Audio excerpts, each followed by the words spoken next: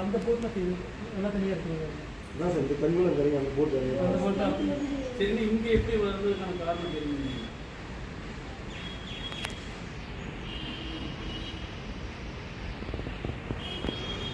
நீங்கள் என்ன சார் பண்ணுறீங்க சார்? நாங்கள் தண்ணி எப்போதுமே இது பண்ணுறோம்.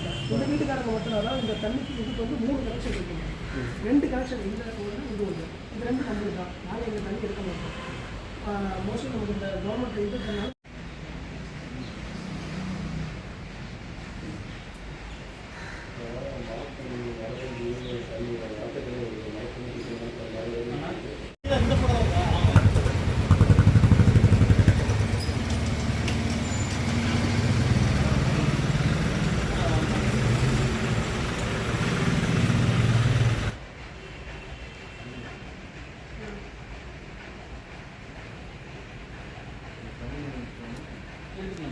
பக்கத்து வீட்டில் அப்படியே தண்ணி வரும். பக்கத்து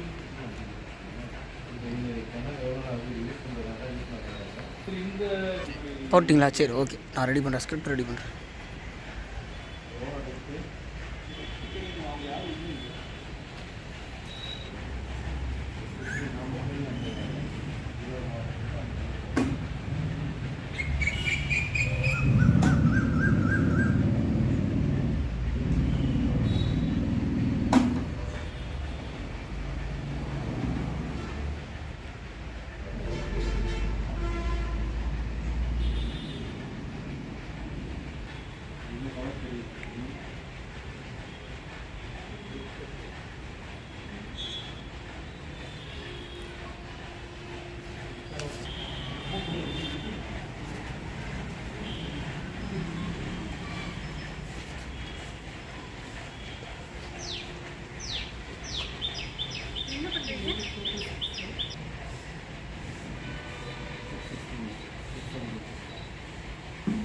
ஆட்டோடைய டிவி சேவை வந்து விட்டுருக்காங்க.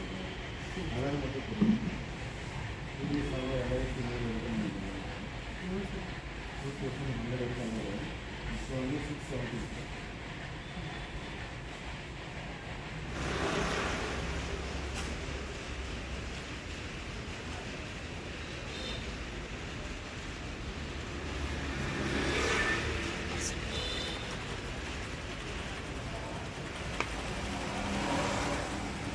சார்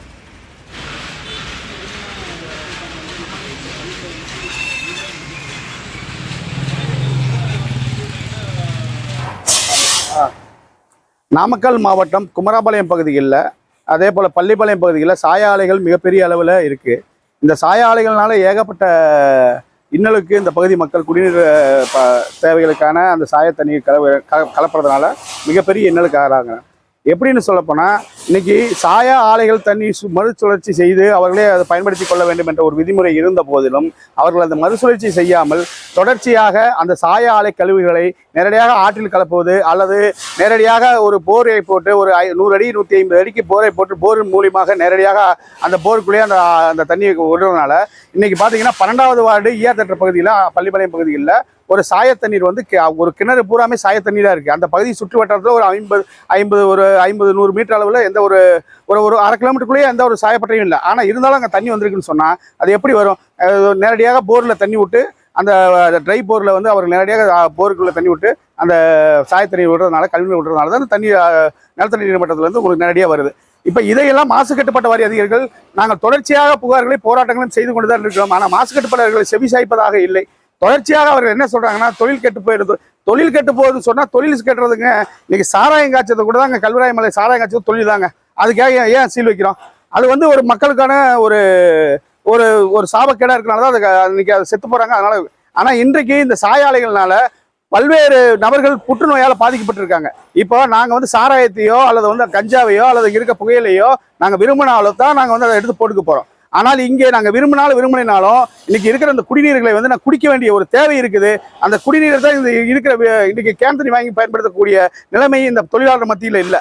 ஆனால் நாங்கள் வந்து இன்னைக்கு அந்த குழந்தைகளுக்கும் அங்கே இருக்க தொழிலாளர் மக்கள், குழந்தைகள், பெண்கள் எல்லாமே, அந்த குடும்பத்தார் எல்லாருமே, சாதாரண மக்கள் எல்லாம் அந்த ஆற்று தண்ணி தான் குடிக்கிறோம், போர் வாட்டர் தான் குடிக்கிறோம். குடிக்கும்போது அதிலிருந்து வரக்கூடிய அந்த நச்சுக்க நீர் எங்களுக்கு வந்து மிகப்பெரிய பாதிப்பு ஏற்படுத்து. இந்த புற்றுநோய், குடல் நோய் போன்ற பல்வேறு நோய்களை இந்த சமூகத்தில் நாங்கள் பள்ளிப்பாளையம் பகுதியில் இருக்கிறோம். இதை மாசு கட்டுப்பாட்டு வாரிய அதிகாரிகள் கண்டுகொள்ளணும். அதே போல சுகாதாரத்துறை அமைச்சர் மா சுப்பிரமணியம் அவர்கள் கூட இந்த பகுதியில் சொல்லியிருக்காரு, சாய தொழிற்சாலை மற்றும் சாயமற்ற தொழிற்சாலையினால புற்றுநோய் இருக்கிறதா அவரே சொல்லியிருக்காரு. அப்படி இருக்கும் பட்சத்தில் இதை கண்காணிங்கன்னு நாங்கள் சொல்றோம். கண்காணிச்சு அதற்கான வேலைகளை செய்யுங்கன்னு தான் நம்ம கேட்குறோம். என் பேர் ஆதவன்.